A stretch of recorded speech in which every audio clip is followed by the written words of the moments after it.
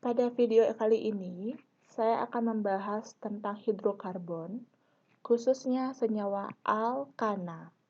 Bersama saya, Niwayan Krisna Dewi. Hidrokarbon itu bisa dibedakan menjadi dua, yaitu alifatik atau rantai terbuka dan siklik atau rantai tertutup. Alifatik ini disebut ikatan jenuh atau alkana, dan ikatan tidak jenuh yaitu senyawa alkena dan alkuna. Siklik itu adalah senyawa dengan rantai tertutup. Jenis senyawanya adalah alisiklik dan aromatik.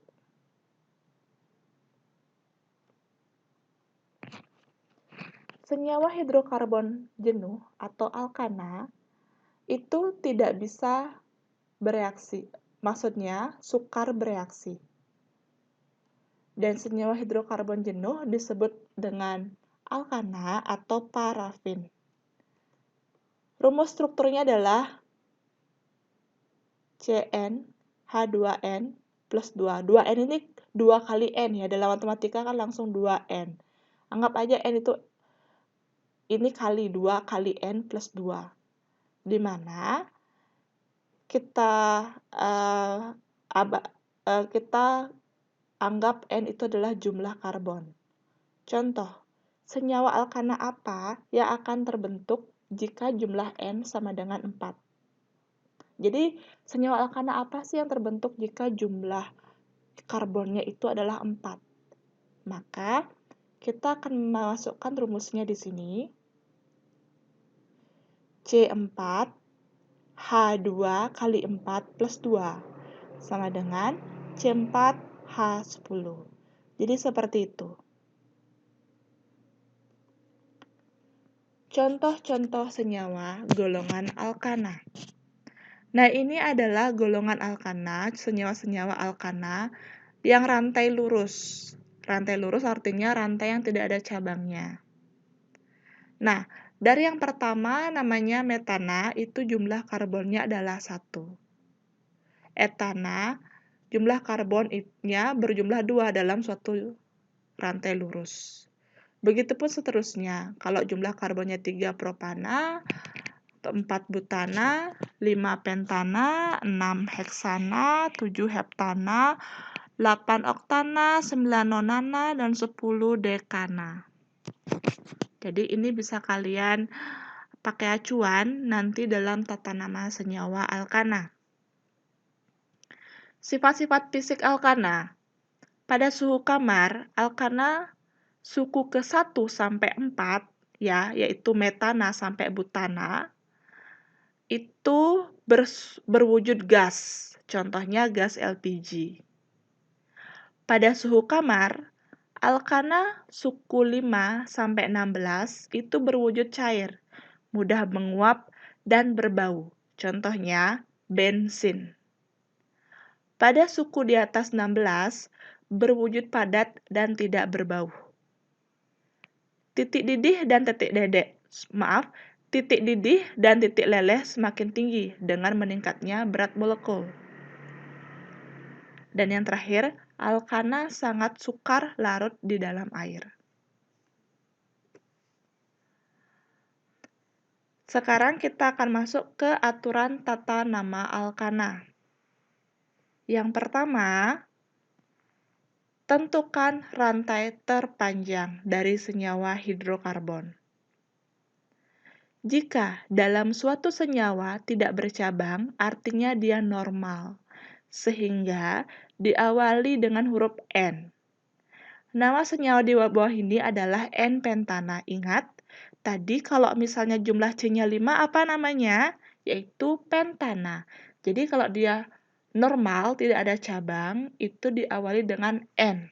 Makanya namanya N-pentana. Bisa juga N-butana, N-propana, N-heksana, dan sebagainya.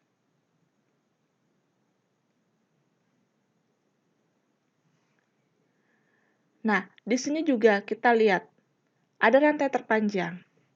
rantai terpanjang di sini adalah 5. Kita cek dulu ya. 1, 2, 3, 4, 5. Kalian kan menentukan rantai terpanjang terlebih dahulu. Jadi, rantai terpanjangnya ini adalah 5. 1, 2, 3, 4, 5. Dan di sini, rantai terpanjangnya adalah 8.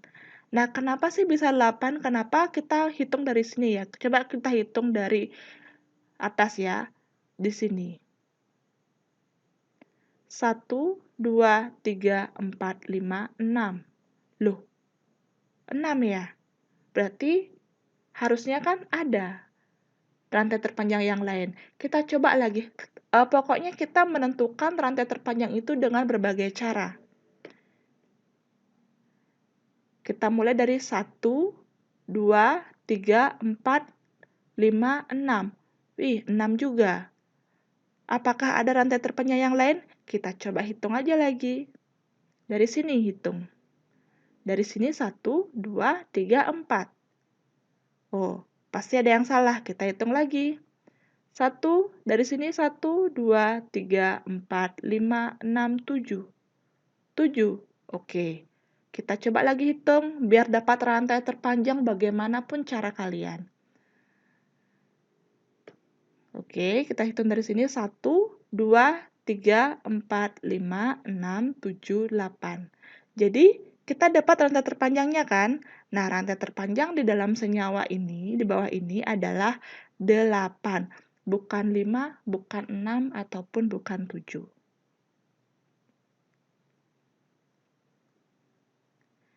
Yang kedua, tentukan jenis dan nama cabang.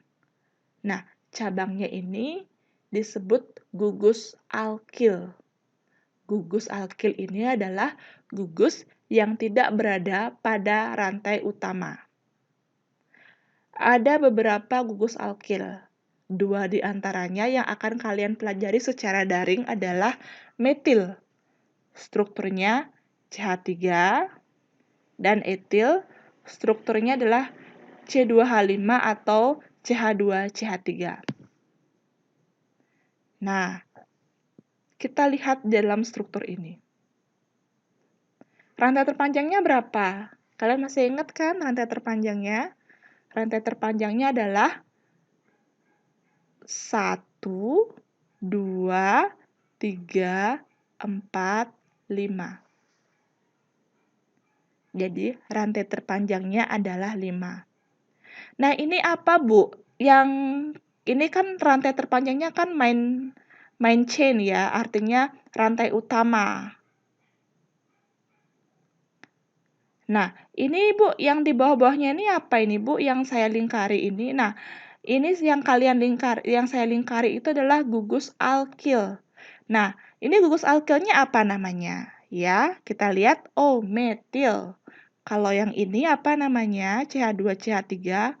Oh, etil. Jadi ada 2 gugus alkil. Jadi salah ketik ya.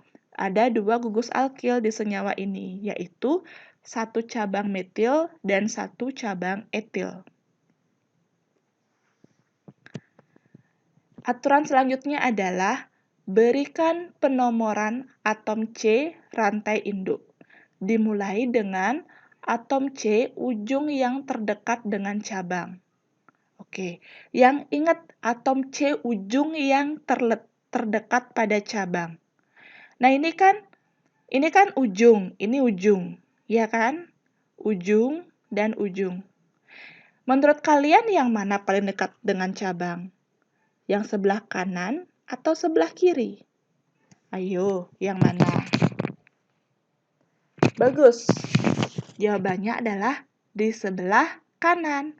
Maka, saya kasih penomoran dari sebelah kanan. Penomoran karbon itu adalah 1, 2, 3, 4, 5. Saya mulai dari kanan ya, bukan dari kiri. Karena kalau dari kiri, cabangnya jauh. Ujung atomnya jauh dengan cabang. Aturan selanjutnya adalah tuliskan nama dengan urutan. Pertama, urutannya letak cabang. Yang nomor 2, nama cabang. Yang nomor 3, nama alkana.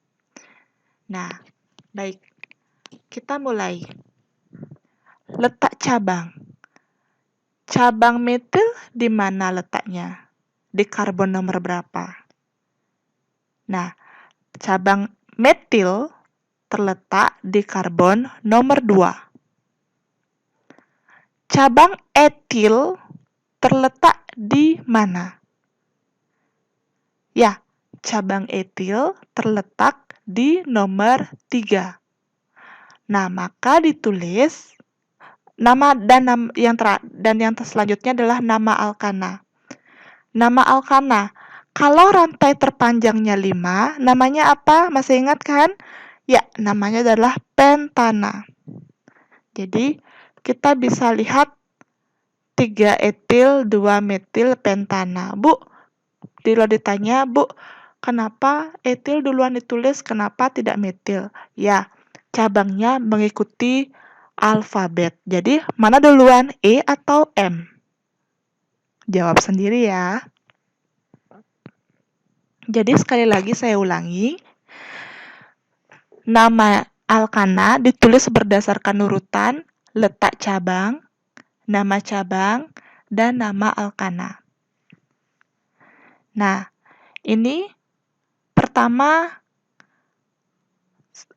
kalian mencari rantai lurus dulu, rantai terpanjang dulu. Kalau sudah mendapatkan rantai terpanjang, beri penomoran sesuai dengan ujung karbon yang paling dekat dengan cabang. Ya, dari sini kan.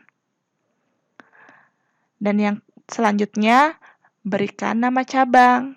Sehingga ini ada metil, ada etil. Nah, jadi sana didapatkan letak cabangnya. Letak cabangnya di mana? Metil di rantai karbon nomor 2. Etil di rantai karbon nomor 3, sedangkan rantai terpanjangnya disebut pentana. Seperti itu.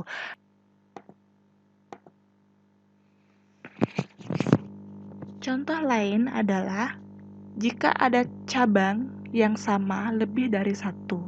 Misalnya ada cabang metil lebih dari 1, mungkin 2, 3, atau seterusnya, maka nama cabang diberi awalan di untuk 2 cabang, tri untuk 3 cabang, tetra untuk 4, penta untuk 5, dan sebagainya. Kita pakai contoh senyawa ini.